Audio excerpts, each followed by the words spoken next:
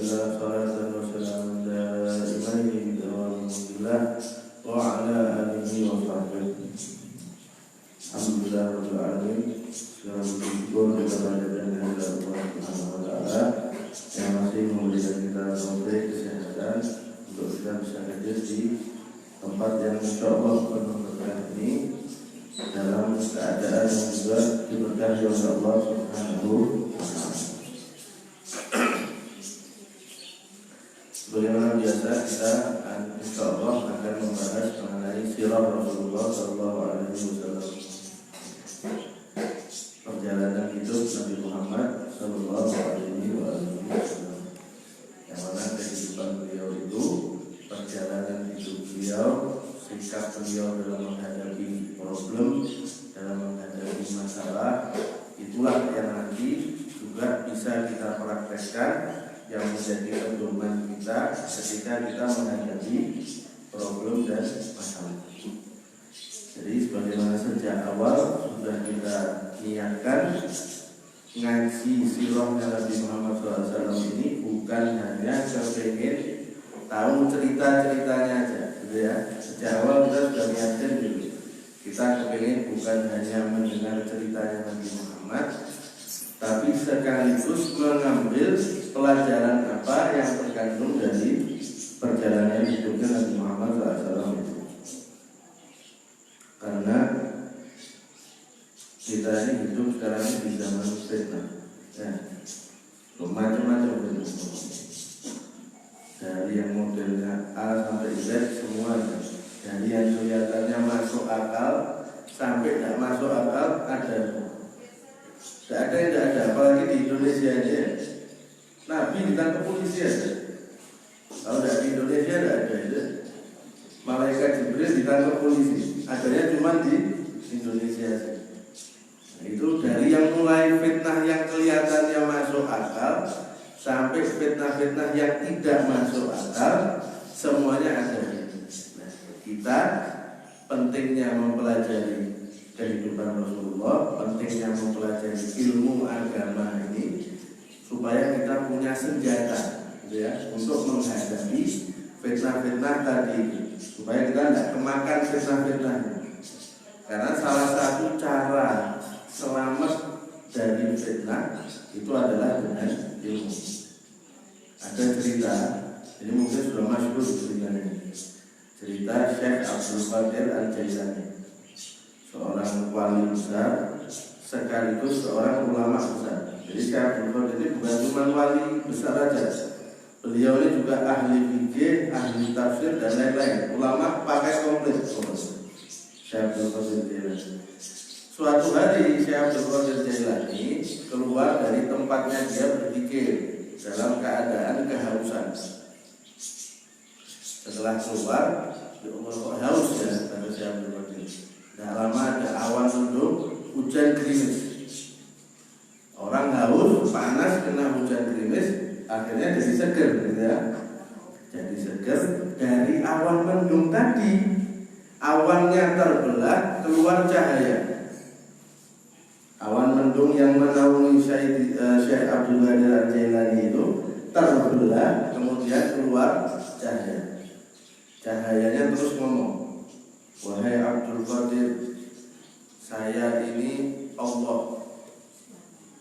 Kata si cahaya ini, "Wahai Abdul Qadir, saya ini Allah. Hari ini semua yang saya haramkan, saya halalkan untuk kamu." Jawabannya Syekh Abdul Qadir apa? "Pergi kamu wahai makhluk yang terkutuk." Langsung cahaya tadi hilang, berubah jadi asap. Katanya si asap ini, "Kamu kok tahu kalau saya iblis? Kamu kok tahu saya ini setan yang nyamar jadi pura-pura jadi Allah? Tahu dari mana?" Katanya Syekh Abdul Qadir Jailani, "Soalnya Allah kalau sudah mengharamkan sesuatu, tidak mungkin dihalalkan untuk satu orang atau dua orang dari hambanya. Tidak mungkin," kata dia. Kata si setan tadi ini, "Wahai Abdul Qadir, kamu selamat karena pengetahuan kamu mengenai Al-Quran dan Sunnah. saya sudah berhasil menipu puluhan orang ahli ibadah dengan cara saya tadi. Tapi si Abdul Qadir tidak berhasil digoda dengan cara itu karena punya ilmu. Tahu kalau itu yang menggoda adalah setan. Coba kita ya, wahai Ustaz, dari ini saya halalkan semua yang saya halalkan. Lu siap tidak pakai nunggu besok. Sekarang berangkat ya. Jadi mencuri haram, tapi untuk kamu halal. Tidak mungkin, kata saya. Orang kalau belajar pasti tahu bahwa tidak mungkin Allah menghalalkan apa yang dia halalkan hanya untuk 1-2 orang dari hamba. Kalau kita hidup di zaman sekarang ini, fitnahnya sudah lebih-lebih dari itu. Kalau tidak punya ilmu, keseret kan, tidak selamat. Gitu ya. Nah, melanjutkan yang kemarin, kita kemarin sudah membahas mengenai Rasulullah berdakwah secara terang-terangan.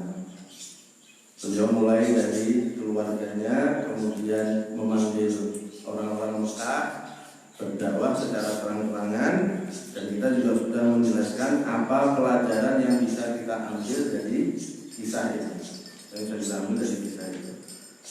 Nah, bagaimana kita bilang kemarin, ketika Rasulullah SAW itu masih berdakwah secara sembunyi-sembunyi, tidak ada gangguan dari orang-orang kafir Quraisy terhadap Rasulullah SAW atau terhadap sahabat-sahabat beliau yang memeluk Islam. Ketika akhirnya beliau berdakwah secara terang-terangan, baru mulai akhirnya orang-orang kafir Quraisy ini mengganggu dan menyakiti Rasulullah SAW dan para pengikutnya. Disebutkan di sini ketika Rasulullah SAW, jadi ini ya, biar nyambung ya. Jadi Rasulullah SAW dianggap oleh orang Quraisy, beliau menghina Tuhan mereka, menghina pemikiran dan pendapat mereka, dan itu membuat mereka tidak suka. Mereka sudah enak hidup dengan menyembah berhala, mereka sudah enak hidup dengan tidak ada aturan, gitu ya. Tahu-tahu Rasulullah SAW datang membawa aturan agama Islam. Jadi mereka tidak senang, mereka tidak suka. Ini yang kita bilang kemarin, keluar dari zona nyaman itu memang tidak enak, gitu ya. Kita sudah nyaman dalam mengerjakan sesuatu, kita nyaman dalam satu keadaan, kok disuruh melakukan sesuatu yang berbeda, itu memang tidak enak. Orang-orang kafir Quraisy juga begitu. Mereka sudah nyaman, sudah enak menyembah berhala, sudah enak hidup tanpa aturan. Kok Rasulullah SAW datang membawa aturan Islam, membawa aturan agama Allah, mereka langsung menolak. Ketika Rasulullah SAW kemudian dibilangi secara baik-baik sama mereka, sudah kamu berhenti aja, jangan gitu, kamu jangan terus menjelek-jelekkan Tuhan kita dong. Rasulullah nggak mau disuruh berhenti, karena Rasulullah tahu bahwa ini adalah kebenaran. Tidak boleh Rasulullah berhenti menyerukan kebenaran yang diperintahkan oleh Allah Subhanahu wa Ta'ala. Sudah, kalau kamu tidak mau berhenti, kamu siap-siap ya, kami akan menyakiti kamu dan orang-orang yang menjadi pengikutmu. Rasulullah SAW banyak akhirnya berkali-kali disakiti. Pernah ketika Rasulullah SAW sedang sholat di Ka'bah, tahu-tahu ada orang ngambil ridaknya Rasulullah, ngambil selendangnya Rasulullah itu, terus dicekikkan di lehernya. Rasulullah SAW. Datang Sayyidina Abu Bakar, ditolong. Kamu ini masa menyakiti orang hanya karena dia beriman kepada Allah? Itu baru satu. Berikutnya Rasulullah SAW sholat di Ka'bah juga. Tahu-tahu dari belakang ada orang menyiramkan kotoran unta kepada beliau. Beliau lagi sujud, disiramkan kotoran unta. Akhirnya terus anaknya dalam riwayat Sayyidah Fatimah keluar membersihkan kotoran unta yang ada di tubuh Rasulullah SAW sambil menangis. Ya, kasihan ya lihat ayahnya disakiti sampai segitu. Orang sholat dilempari kotoran unta. Karena di kesempatan yang lain kalau berjalan nanti di jalannya dikasih duri. Pokoknya gimana caranya Rasulullah SAW ini dibuat semenderita mungkin sampai beliau berhenti dari berdakwah. Tapi tidak ada yang berhasil secara itu ya. Nah, Rasulullah menghadapi itu gimana? Disiram kotoran unta. Ya, ketika disiram kotoran unta, Sayyidah Fatimah Az-Zahra datang, putri beliau, membersihkan kotoran unta itu sambil mendoakan orang yang melempari Rasulullah, tapi didoakannya jelek oleh Sayyidah Fatimah. Kata Rasulullah, jangan gitu, jangan, sudah kamu tidak usah nangis, tidak usah sakit hati. Setelah ini ayahmu tidak akan disakiti. Sudah kamu tenang aja. Yang menjaga ayah kamu itu adalah Allah Subhanahu wa Ta'ala. Kamu tenang aja, tidak usah pakai mendoakan aja. Pernah Rasulullah setiap lewat satu jalanan itu disiram air kotor dari atas. Jadi rumah tingkat 2, Rasulullah jalan di bawahnya, terus disiram air dari atas. Wah, air bekas cuci piring itu misalnya ya, kotor disiramkan ke Rasulullah SAW. Setiap hari Rasulullah lewat, setiap hari itu juga Rasulullah SAW disiram sama orang. Tapi suatu hari Rasulullah lewat, kok tumben hari ini tidak ada yang siram. Jadi sampai sudah kebiasaan Rasulullah. Ya sudah, biasanya disiram ya udah. Hari itu kok lewat tidak ada yang siram. Kemana ini orangnya? Bukannya Rasulullah itu senang tidak ada yang nyiram, Rasulullah malah kepikiran, ini yang nyiram saya kemana? Kok hari ini biasanya dia nyiram, tapi hari ini kok absen tidak nyiram? Kemana aja? Dicari kabarnya sama Rasulullah. Dicari ternyata sakit. Kalau kita diganggu orang, gitu ya. Ini perbedaan kita kan sama Rasulullah kan bedanya sedikit kita sama Rasulullah ya. Rasulullah sedikit makan, kita sedikit makan. Rasulullah sedikit tidur, kita sedikit. Jadi bedanya tipis lah, beda sedikit kita dengan Rasulullah. Kalau umpama kita yang ada di posisi itu, kita disakiti orang setiap hari berkali-kali. Satu kali orangnya kok tidak menyakiti kita, ternyata orangnya sakit. Kita gimana kira-kira sikapnya? Insya Allah ambil sekalian ya. Ambil aja sekalian ya Allah, daripada simpan urusan kita. Rasulullah enggak, sama Rasulullah sakit dijenguk. Ini ya. Jadi ini kita pelan-pelan kita ambil akhlak-akhlak Rasulullah SAW, kita ambil. Ya Rasulullah bukan terus nyukurkan orang ini sakit, bisa. Malah khawatir Rasulullah. Malah khawatir dijenguk oleh Rasulullah SAW. Pernah juga suatu kali ada perkumpulan orang kafir Quraisy. Katanya Abu Jahal ketika itu, saya sudah kuat ini lihat Muhammad. Saya sudah tidak kuat lagi saya lihat Muhammad. Besok pas dia sholat, saya mau bawa batu besar, mau saya timpakan di kepalanya biar mati sekalian. Kata Abu Jahal. Betul. Besok ketika Rasulullah sholat, Abu Jahal datang bawa batu besar. Baru mau dilemparkan ke Nabi Muhammad, tahu-tahu dia mundur tidak jadi. Tahu-tahu dia mundur tidak jadi. Kenapa kamu kok nggak jadi menyakiti Rasulullah? Karena kamu bodoh tadi pakai batu besar. Sudah kamu bawa susah-susah, malah nggak jadi dilemparkan. Kata sahabat. Iya, tapi maksud saya mau melemparkan itu kepada Muhammad. Tahu-tahu ada unta raksasa mau menerkam saya. Kalau saya maju tadi dimakan saya. Kata Rasulullah, itu yang melindungi saya. Seandainya Abu Jahal tadi berani maju satu langkah lagi, dicaplok sama Jibril. Harusnya maju ya, dan sekalian dicaplok sisanya. Tapi jangan tidak punya cerita ya. Gitu. Jadi Rasulullah SAW menghadapi banyak sekali cobaan dan gangguan dari orang-orang kafir Quraisy. Begitu juga sahabat-sahabatnya Rasulullah.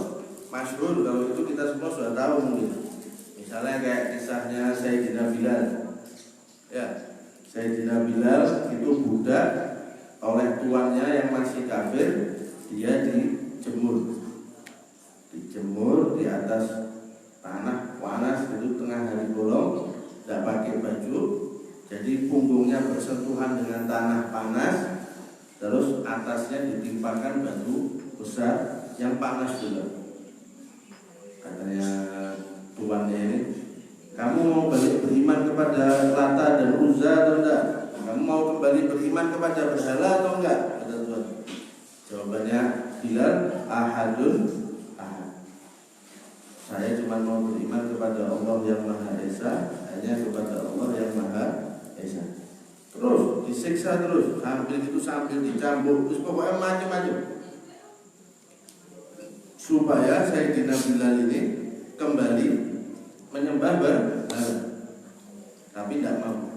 Akhirnya oleh Sayyidina Abu Bakar yang ketika itu lewat bilang ke tuannya, ya sudah, ini jangan kamu siksa gini aja, ini saya tukar sama budak saya gimana? Saya punya budak orangnya lebih kuat dari Bilal dan masih menyembah berhala, saya tukar aja ya. Ya, tapi sambil bayar lebih. Jadi suruh tukar tambah. Sama si tuannya ini suruh tukar tambah. Sudah dikasih budaknya Sayyidina Abu Bakar. Sayyidina Abu Bakar juga nambah uang untuk membebaskan Sayyidina Bilal. Begitu juga banyak, ada sekitar 7-10 orang budak yang disiksa oleh tuannya dan diselamatkan oleh Sayyidina Abu Bakar Siddiq. Sampai-sampai ayahnya Sayyidina Abu Bakar itu pernah ngomong gini, wahai Abu Bakar, kamu itu kalau mau bebaskan budak boleh, bukan tidak boleh, tapi jangan yang lemah-lemah gini. Bilal badannya kecil, jangan ini. Kalau mau bebaskan budak yang badannya gede sekalian, yang orangnya kuat sekalian. Jadi kamu bebaskan, plus dia nanti bisa jadi teman kamu, jadi bodyguard kamu nanti. Jangan orang-orang yang lemah-lemah, perempuan-perempuan. Jangan. Kata Sayyidina Abu Bakar, wahai ayah, saya membebaskan budak-budak ini bukan untuk kepentingan saya di dunia. Yang saya inginkan dari membebaskan budak ini adalah Allah Subhanahu wa ta'ala. Ini kita seharusnya cara pandang kita itu seperti itu, ya. Wa ma khalaqtul jinna wal insa illa liya'budun. Tidaklah aku ciptakan jin dan manusia kecuali untuk beribadah kepadamu. Jadi semua yang kita lakukan harusnya tujuan kita adalah ibadah kepada Allah Subhanahu wa ta'ala. Apapun. Dan ibadah itu kan bukan cuma sholat ya, bukan cuma puasa.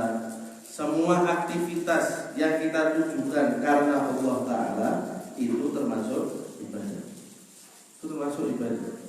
Kita ngobrol sama suami atau sama istri, kelihatannya kan ngobrol nggak ada artinya, udah ngalor gitu. Kalau diniati untuk menyenangkan suami atau istri atau orang tua atau anak, ngobrolnya itu jadi ibadah. Gampang ya. Makanya katanya riwayat itu, malaikat itu heran kalau sampai ada orang Islam masuk neraka. Malaikat itu heran. Nah, masuk surga itu segitu gampangnya gitu. Masuk surga itu kan gampang banget. Kita ngobrol dengan suami atau dengan istri, kita niati menyenangkan hatinya dia, dapat pahala enggak? Dapat pahala. Padahal bentuknya ngobrol, ya kan? Kita makan, kita niati, ya Allah saya makan supaya saya mendapat kekuatan untuk beribadah. Makannya jadi pahala, jadi pahala.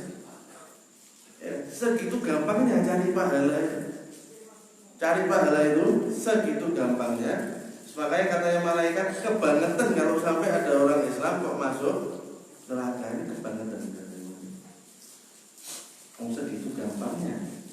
Semua diniati jadi pahala. Ya, tidur, ya Allah saya tidur supaya saya mendapat kekuatan untuk bangun tahajud atau untuk bangun sholat subuh supaya tidak telat subuhnya.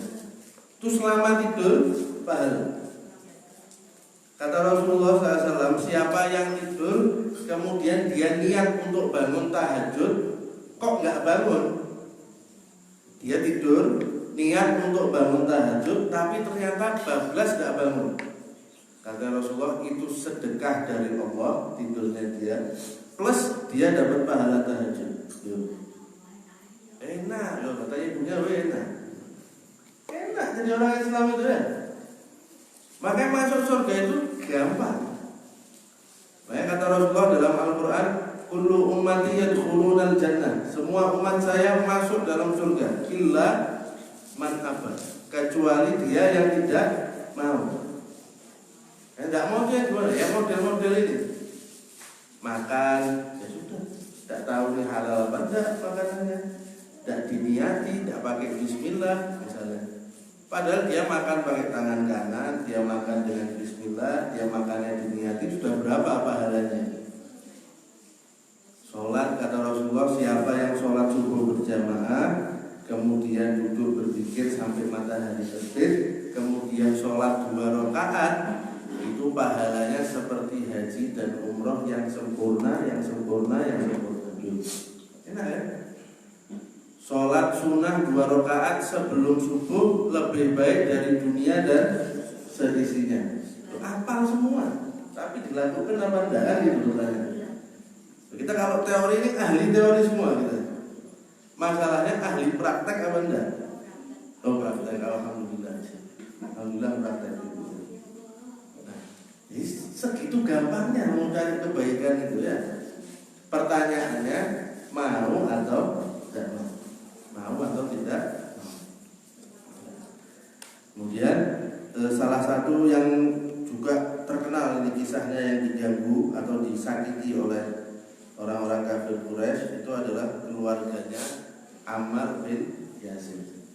Jadi keluarganya Ammar bin Yasir itu ada Ammar, ada Yasir ayahnya dia, dan Sumayyah ibunya. Ini keluarga semua sudah masuk dalam agama Islam. Mereka disiksa juga. Si ayah dibunuh, disiksa sampai mati. Si ibu juga disiksa sampai mati. Si ibu itu dibilangin, wis kamu kembali ya menyembah berhala, tidak mau. Ayo kembali, tidak mau. Dipecut, segala macam. Tetap kuat beriman kepada Allah, tidak mau kembali menyembah berhala. Wis sampai akhirnya ini tidak bisa, tidak mungkin ada celah dia untuk kembali menyembah berhala. Akhirnya dia dibunuh. Si Ammar, si anaknya ini itu masih kecil ketika dia belum besar, belum dewasa, dipaksa terus ditekan sama orang kafir Quraisy. Ayo kamu katakan kalau Tuhan kamu itu Lata dan Uzza. Ayo katakan kalau Tuhan kamu Lata dan Uzza, sambil jemur di panas matahari. Akhirnya dia sudah tidak kuat karena dia masih kecil tadi ini. Akhirnya dia bilang, ya Tuhan saya Lata dan Uzza. Dilepas. Begitu dilepas dia lari kepada Rasulullah sambil menangis. Ada apa? Wahai Ammar, kenapa kamu? Ya Rasulullah, saya tadi terpaksa ngomong kalau Tuhan saya Lata dan Uzza. Hati kamu gimana? Hati saya tetap mantap beriman kepada Allah Subhanahu wa ta'ala. Tidak apa-apa. Itu tadi anggap aja celah supaya kamu terbebaskan dari azab dari ini. Selama hati kamu mantap beriman kepada Allah, tidak apa-apa. Itu tidak merubah keimanan kamu, tidak menjadikan kamu keluar dari agama Islam. Sampai Rasulullah SAW ketika melihat keluarga Ammar bin Yasir dari jauh itu, Rasulullah bilang, sabar wahai keluarga Yasir, nanti kalian akan berkumpul lagi di surga. Enak ya, kalau dapat jaminan surga jadi Rasulullah. Jadi surga belum tentu, tapi sudah ngurusin nerakanya orang. Ya. Masuk surganya belum tentu. Nah, ketika sudah terlalu tidak bisa ditanggung lagi gangguan dan disakitinya pengikut Rasulullah SAW dari orang-orang kafir ini, salah satu sahabatnya itu ada yang datang, ya Rasulullah, doakan kita dong supaya kita ini nggak diganggu lagi sama orang-orang kafir ini. Kata Rasulullah, kamu tahu nggak dulu itu ada umat-umat sebelum kamu bukan cuma dicambuk, katanya Rasulullah, bukan cuma dijemur, tapi mereka disiksa dengan cara disisir pakai sisir dari besi. Bayangin ya, disisir pakai sisir dari besi sampai masuk merobek daging dan tulang-tulangnya. Maksudnya Rasulullah, ini belum seberapa gitu. Ini belum seberapa. Sabar, yang sabar aja. Ini belum seberapa. Karena umat-umat terdahulu itu lebih lagi. Kata Rasulullah, ada yang digergaji, dibelah dua karena mempertahankan keimanan. Digergaji, dibelah dua. Nah, kita makanya bersyukur, katanya alhamdulillah sekarang ini bisa beribadah dengan aman, dengan nyamannya, dikasih kesempatan oleh Allah Subhanahu wa taala untuk memperbanyak ibadah dalam keadaan aman tentram, tidak ada gangguan apa-apa. Alhamdulillah harus dimaksimalkan, insyaallah. Nah, sekarang apa sih pelajaran yang bisa kita ambil dari kejadian-kejadian ini? Pelajaran apa yang bisa kita ambil dari kejadian disiksanya Rasulullah SAW, disakitinya Rasulullah SAW, disakitinya sahabat-sahabat beliau sampai yang mati-mati, ada yang menjadi buta dan lain-lain. Yang pertama sebutkan di sini adalah kita ini sebagai hamba Allah diperintahkan untuk menyembah Allah, gitu ya. Kita kan abdul itu artinya hamba. Kita Abdullah, hamba Allah. Sebagai hamba, kita oleh Allah Subhanahu wa taala dikasih taklif. Taklif itu artinya hukum-hukum, ajaran-ajaran yang harus kita jalankan, Kata taklif itu dalam bahasa Arab artinya sesuatu yang berat, sesuatu yang susah. Jadi ajaran-ajaran Islam yang kita jalankan ini bukan sesuatu yang bisa kita lakukan dengan santai-santai, gitu ya. Tapi memang ada nilai beratnya di sini. Contoh, sholat. Ya, sholat kan kelihatannya gampang, tapi berat nggak kalau dilaksanakan? Berat ya. Kita misi tidur enak, tahu-tahu suruh bangun sholat subuh. Kita misi tidur siang, capek habis kerja, tahu-tahu sudah masuk waktu asar, kita harus bangun untuk sholat asar. Ada susahnya di sini. Kalau seandainya Rasulullah SAW dan para sahabatnya itu tidak melalui masa-masa yang berat, tidak melalui masa-masa sulit, nanti tidak ada lagi nilai taklifnya di sini. Nilai taklifnya jadi tidak ada lagi. Nilai penghambaannya jadi hilang. Ya Allah bisa saja, seandainya Allah mau, ya sudah, ini semua orang kafir dihabisi, Rasulullah berjaya, bisa kan? Tapi karena Rasulullah itu mengemban tugas berat, resiko dari tugas yang berat itu adalah adanya gangguan gangguan. Dan itu sesuatu yang sunnatullah. Itu adalah sunnatullah yang tidak bisa dihindari, mau tidak mau.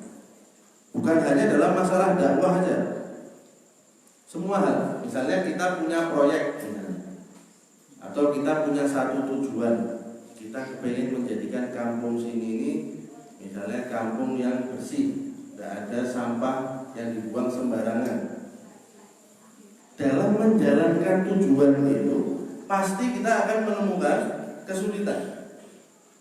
Nanti ada 1-2 rumah yang sulit diajak bekerja sama, ya. Belum lagi, kenapa kok orang ini disuudoni orang?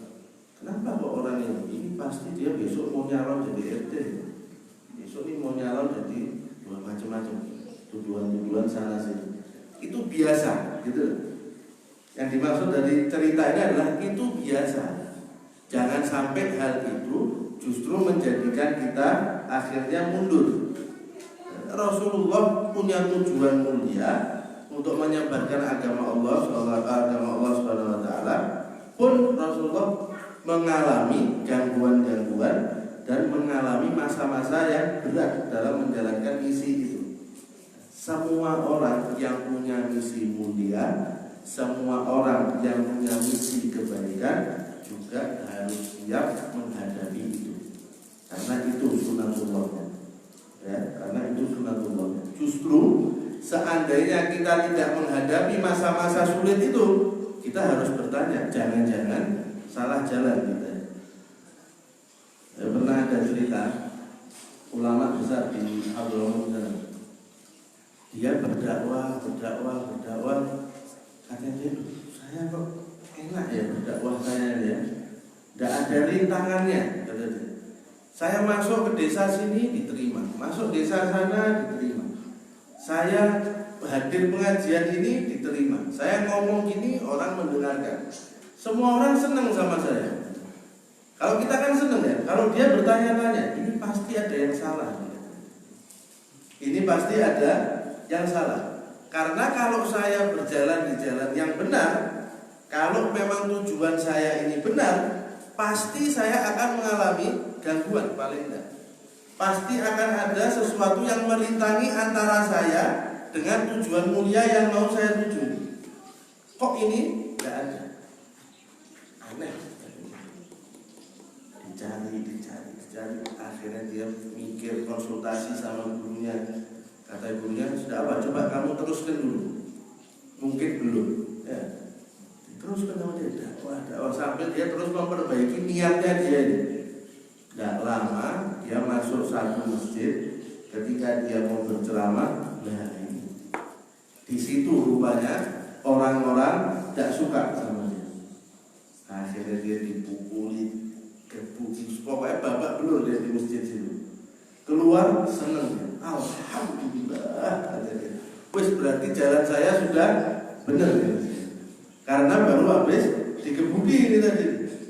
Akhirnya ketemu rintangan dia. Akhirnya ketemu sesuatu yang menghalangi antara dia dengan tujuan yang mau dia capai, yaitu berupa dikebuki jamaah satu masjid. Itu jangan dipraktekkan ya.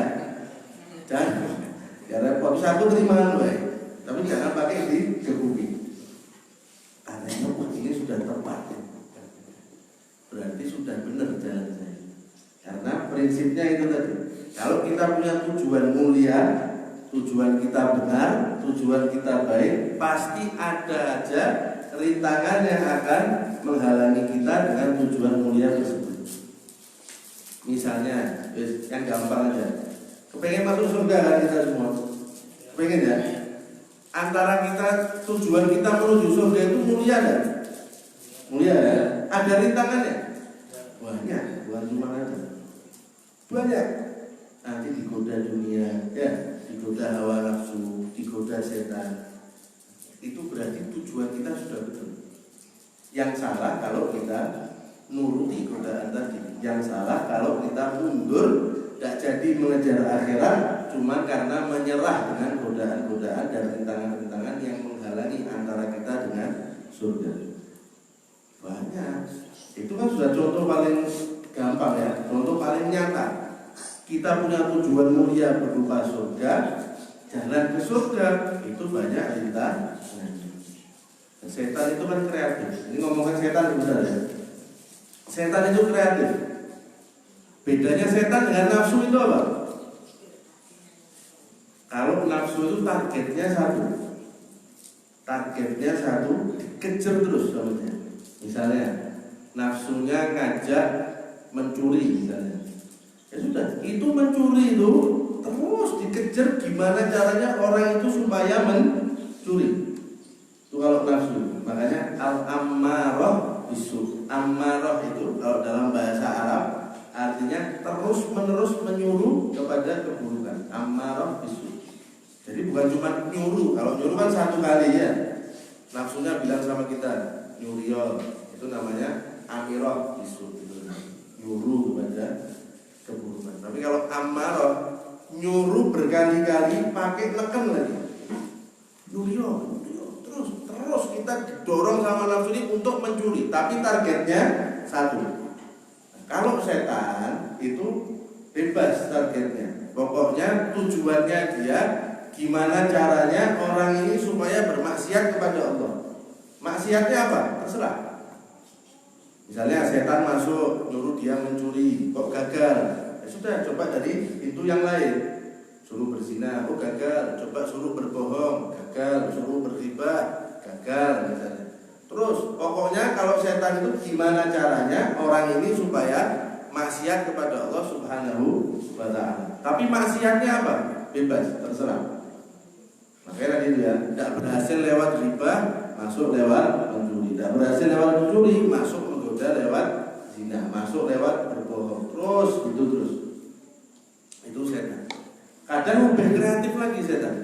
Menyuruh kita berbuat kebaikan, tapi tujuan dibalik itu sesuatu yang buruk. Misalnya, terus kamu sholat tuh di masjid. Setan ini yang ngajak. Kita sudah di rumah, lihat hujan, Allah enaknya di rumah ini. Kata setan, kita sholat tuh di masjid. Kata setan. Nanti supaya orang-orang itu lihat, masya Allah orangnya ya, hujan-hujan sholat di masjid. Ini setan ini caranya gitu, halus ya. Disuruh sholat ke masjid, tapi tujuannya supaya riak.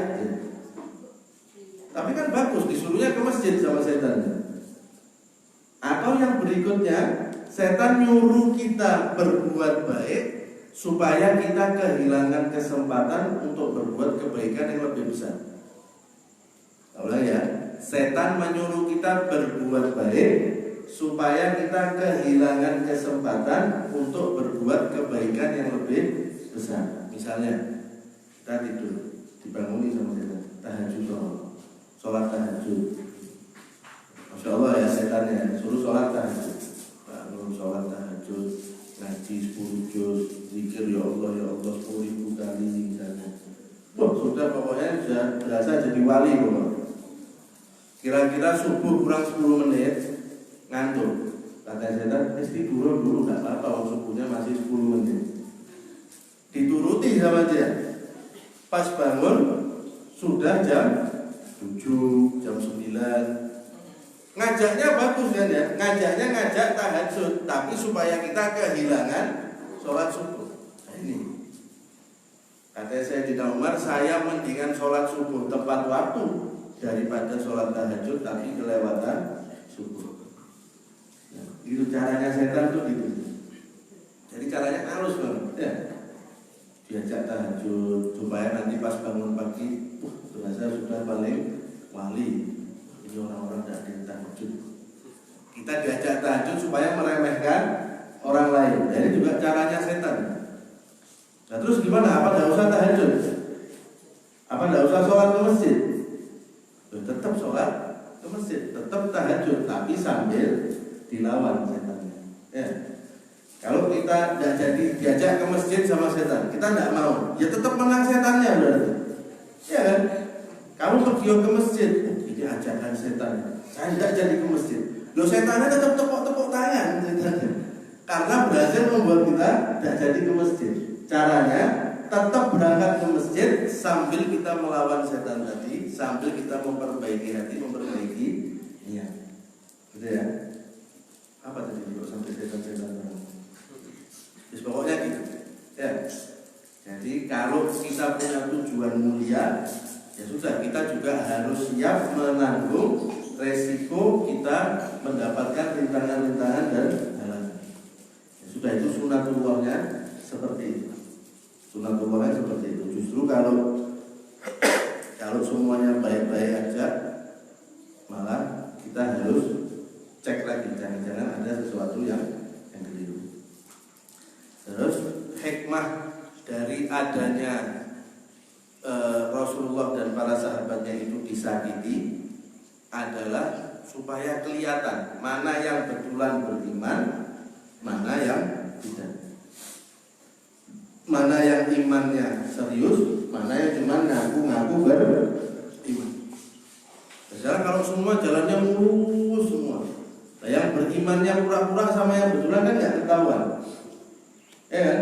Tapi kalau seandainya ada cobaan di situ, kalau seandainya ada cobaan, akhirnya kelihatan. Kalau yang imannya betul, seperti Bilal tadi itu, atau seperti keluarganya Ammar bin Yasir, mau disiksa seperti apapun, tidak akan berubah iman. Tapi kalau yang imannya tidak, sana iya sini iya, setengah-setengah, separuh-separuh, nah, begitu kena siksaan berubah. Gitu ya. Nah, itu kita ibaratnya kalau mau milih teman seperjalanan menuju tujuan yang besar, itu juga harus pinter-pinter kayak gini. Pernah ada cerita, ada orang masuk ke Imam Syibli. Syibli ini seorang sufi besar. Saat rombongan masuk, wah Syibli, kita ini orang-orang yang mencintai kamu. Kita ini orang-orang penggemar berat kamu pokoknya, katanya. Oh iya, katanya Syibli. Terus Syibli ngambil batu, dilempari satu-satu orang, dilempari batu. Ada mungkin 15 orang itu, dilempari semua sama Syibli. Pergi semua orang-orang itu. Kata Syibli apa? Pembohong. Kalau memang cinta sama Syibli, kalau memang cinta sama saya, tak lempari batu pun bakal tetap di sini. Ya kan? Kalau ini kan cuma ujian aja, kata Syibli. Mau tahu mana yang betul mencintai saya, mana yang cuma ngaku-ngaku aja. Kalau yang ngaku-ngaku itu modelnya gitu tadi, dilempari batu langsung pergi. Itu adanya cobaan pun seperti itu. Adanya cobaan juga seperti itu. Kalau enggak, akhirnya semua tidak ada yang ketahuannya mana yang beriman, mana yang tidak. Kata Allah dalam Al-Quran, jangan kamu kira kalau kamu mengatakan saya ini beriman, terus kamu akan ditinggalkan begitu saja tanpa diuji. Kalau ngaku semua orang bisa. Kalau cuma ngaku-ngaku ya, saya ini cinta sama Allah, tapi dipanggil sholat ya tidak maju-maju. Ya kan bohong namanya. Di rumah tidak ada kegiatan apa-apa, tapi sudah ada tetap tidak sholat-sholat. Ya kok gitu ngakunya cinta sama Allah. Cinta itu kekasih kita belum manggil, kita sudah standby, itu namanya cinta sejati. Tapi kalau sudah dipanggil-panggil kok datang-datang, itu cintanya KW 1245, gitu ya. Terus salah satu hikmahnya lagi adalah cobaan-cobaan tadi itu, rintangan-rintangan tadi itu, seperti kita bilang, jangan menjadikan kita kemudian down, menjadikan kita akhirnya menyerah. Semakin besar rintangannya, justru itu adalah tanda keberhasilan kita sudah semakin dekat. Kata guru saya, Habib Ali Masyhur, kalau satu kesulitan itu semakin sulit, terasa semakin berat, itu adalah kabar gembira bahwa setelah ini akan ada jalan keluar. Ya. Jadi kalau kita merasakan satu kesulitan yang sangat sulit, ini tunggu sabar sedikit lagi. Ini sebentar lagi setelah ini akan ada jalan keluar. Contohnya di kisahnya Rasulullah, ketika sudah tidak tertahankan lagi, nanti akan kita bahas juga. Ketika sudah tidak tertahankan lagi, Rasulullah akhirnya hijrah ke Habasyah. Setelah itu hijrah ke Madinah. Setelah itu apa yang terjadi? Di Madinah Rasulullah SAW berhasil membangun Islam dengan jaya, plus Rasulullah kembali ke Mekah dan menguasai Mekah, semua masuk ke dalam agama Islam. Seandainya walaupun tidak mungkin, Seandainya kalau Rasulullah menyerah, diganggu, disakiti, kemudian menyerah, kira-kira Islamnya akan sampai sebesar ini atau tidak?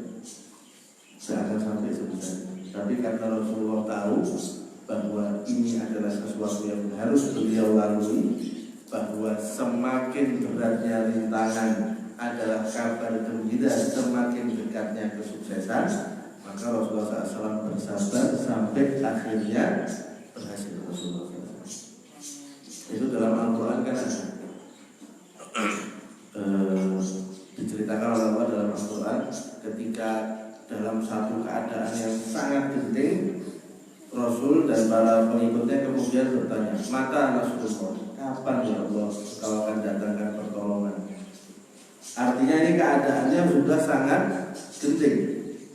Kalau belum genting kan tidak mungkin minta pertolongan sampai gitu ya. Kita kalau misalnya merasa masih bisa menghandle satu masalah, minta pertolongan enggak? Ya. Kalau sudah kepepet baru kita minta pertolongan. Ketika Rasulullah dan para sahabatnya itu bertanya, mata Rasulullah, wahai Allah, kapan kamu akan datangkan pertolongan? Berarti ini keadaannya sudah sangat mendesak, sudah sangat genting. Kata Allah, inna nasrullahi qarib. Sungguh pertolongan Allah itu sangat dekat. Artinya ketika keadaan sangat kepepet, kita harus tahu bahwa di saat itulah pertolongan Allah sudah dekat, gitu ya. Jadi jangan pesimis, tidak boleh pesimis kita. Hidup harus optimis. Ya. Rasulullah yang sampai segitunya aja tidak pernah pesimis kok, tidak pernah pesimis, selalu optimis. Padahal kurang apa kita? Terus kata Rasulullah dalam salah satu sabdanya menjelaskan hikmah kenapa Rasulullah ini kok banyak diganggu. Kata Rasulullah, kalau kamu tertimpa satu masalah, kalau kamu tertimpa musibah, ingatlah musibah dan masalah yang menimpamu. Bandingkan aja, kira-kira gitu ya. Kata Rasulullah, kalau kamu punya masalah, kalau kamu disakiti orang, bandingkan sama saya disakiti dulu. Seberapanya? Gitu. Kan tidak ada sekian persennya dari yang dialami oleh Rasulullah. Kita tidak disenangi orang, pernah sampai dilempar kotoran unta. Tahu-tahu kita di rumah, keluar dari rumah, ada orang melempari sak ember kotoran sapi. Tidak ada kan? Ya, ada. Nah, Rasulullah itu pernah digitukan. Kata Rasulullah, kalau kamu mau sakit hati, kalau kamu mau marah, kalau kamu mau merasa sudah tidak kuat lagi menghadapi musibah, ingat musibah. Ingat kejadian yang aku alami.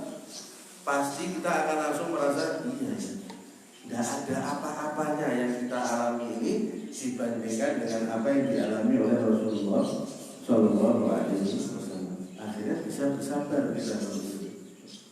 Ya, Rasulullah yang Rasul aja segitunya mendapat cobaan, apalagi kita. Ternyata malah cobaan kita lebih ringan daripada cobaannya Rasulullah. Tidak punya alasan apa lagi kita untuk mengeluh kalau gitu. Kira-kira gitu yang mau disampaikan oleh Rasulullah SAW. Jadi begitu kita punya masalah, kalau kita sudah mulai mau menyerah, ingat masalahnya Rasulullah SAW. Ingat cobaannya Rasulullah SAW. Ini tidak ada apa-apanya yang kita hadapi. Ini baru sekian persennya aja dari yang dihadapi oleh Rasulullah SAW. Dan pasti Allah juga akan menolong kita dan memberikan kita jalan keluar dari semua yang kita hadapi. Masih ada waktu? Sampai jam berapa ya? 5 menit lagi ya. 5 menit lagi. Tak kasih hikmah satu lagi dari saya sendiri. Pelajaran yang bisa diambil dari disakitinya Rasulullah SAW, disakitinya para sahabat beliau, adalah jangan pernah kita berpikir bahwa semua orang akan suka dengan kita. Ya, jangan pernah kita berpikir bahwa semua orang akan suka dengan kita. Itu buang jauh-jauh pikiran seperti itu. Rasulullah ini kurang apa? Orangnya jujur, tidak pernah bohong, ya. Disakiti, ya tidak balas. Orang yang nyakiti sakit, ya dijenguk, gitu kan? Disuruh doakan keburukan, tidak mau. Kurang baik apa Rasulullah? Itu pun masih ada yang tidak suka. Itu pun masih ada yang benci. Nah, apalagi potongan-potongan kita. Ya kan, apalagi modelan kita ya. Baik, ya insya Allah baik. Tapi ya enggak, ya enggak, kita enggak jelas kita baiknya. Dibilang soleh, ya iya, tapi kesolehan banget ya enggak. Dibilang bukan ahli maksiat, tapi ya sekali-sekali masih maksiat. Ada jeleknya kita. Rasulullah itu kan enggak ada jeleknya sama sekali. Itu pun masih ada orang yang tidak suka, masih ada orang yang benci dengan Rasulullah Sallallahu Alaihi Wasallam. Jadi buang jauh-jauh pikiran bahwa semua orang akan suka dengan kita. Kata Imam Syafi'i, waqad qila anna Allaha hu waladin wa khairal rusli qila qad kahana. Allah Subhanahu wa taala itu dibilang punya anak. Allah masih jadi bahan gunjingan orang, dibilang Allah punya anak. Dan sebaik-baik Rasul, yaitu Nabi Muhammad SAW, masih jadi bahan gunjingan orang, dibilang tukang sihir. Mana jawwahu min lisanil wara wa khairul rusuli fa kaifa ana. Kata Imam Syafi'i, kalau Allah dan Rasulullah itu tidak selamat dari omongan orang, apalagi saya. Kata Imam Syafi'i. Nah, kalau Imam Syafi'i ngomong apalagi saya, nah kita lebih berhak untuk ngomong apalagi kita, ya kan gitu. Jadi buang jauh-jauh. Jadi jangan merasa, kenapa orang itu kok gak suka sama saya. Kalau kita punya salah, kita perbaiki. Tapi kalau kita memasang target semua orang harus suka sama kita, sampai kiamat tak bakal terjadi. Jadi kalau kita mau melakukan kebaikan, tidak perlu nunggu orang semua suka sama kita. Selama yakin itu baik, selama yakin itu tidak merugikan, bismillah jalan. Adanya orang yang benci, adanya orang yang tidak suka dengan kita, ya itu mau tidak mau pasti ada. Mau tidak mau pasti ada. Ya. Jadi jangan berkecil hati kalau ada orang tidak suka sama kita. Ya sudah, memang pantas ceritanya. Nah, Rasulullah aja yang segitu baiknya, Allah itu kurang baik apa? Ya, orang tidak sujud dikasih rezeki sama Allah. Ya kan? Orang maksiat masih dikasih nikmat sama Allah. Tapi itu aja juga masih jadi omongan orang. Kata guru saya, kalau kita tinggal di gunung sekalipun, kita sendiri tinggal di gunung, tetap kita bakal jadi omongan orang. Umpama ini Mas Guntur ada sakit. Nah, Mas Guntur misalnya, mumpung sakit. Ya mudah-mudahan kita sebut di majelis ilmu jadi sembuh insyaallah ya. Misalnya Mas Guntur tahu-tahu pindah ke gunung. Sudah, saya tidak mau hidup di tengah-tengah masyarakat lagi. Saya mau uzlah tinggal sendiri ibadah di atas gunung. Itu selamat tak dari omongan orang ya? Ini sudah tinggal sendiri loh. Tetap tidak akan selamat dari omongan orang. Kita kan heran. Ada apa ya Mas Guntur kok pindah ke atas gunung? Apa jangan-jangan? Ya, mulai jangan-jangan. Ya, mulai ada jangan-jangan. Walaupun kita tinggal sendirian di atas gunung, tidak mungkin kita selamat dari omongan orang.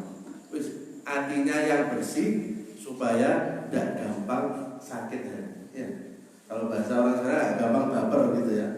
Kita supaya nggak gampang sakit hati, kita pasang gitu dari sekarang.